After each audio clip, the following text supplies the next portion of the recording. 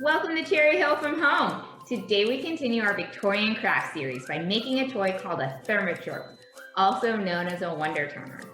Thaumatropes create an optical illusion by taking two images, such as this goldfish and this fishbowl, and combining them through movement into one image. To make your own thaumatrope, you will need construction paper, scissors, a wooden skewer or straw, glue stick, and markers or crayons. The first thing you need to do is you need to draw two big circles on your construction paper. I recommend using a cup or a coaster to help trace those circles. Once you have your two circles, then you're going to start working on your design. So you're going to pick two images, one for each of your circles. So for me, I picked the goldfish for one of my circles and the goldfish bowl for the other circle. When you've finished your design, then the next step is to cut out those circles. So I have my cut out goldfish bowl and I have my cut out goldfish.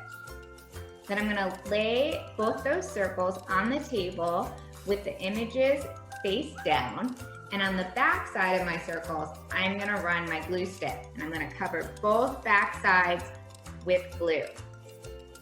Now the last step is combining your circles with the skewer in between. So I'm going to take my skewer and I'm going to press it against the back side of my goldfish bowl. Then I'm going to take my goldfish, I'm going to take the blue side and connect it to the glue side of the goldfish bowl and have the skewer in between. And press down nice and good so it all stays together.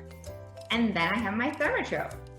So to make your thaumatrope work, you're going to take it between your hands and you're going to roll it back and forth between your palms.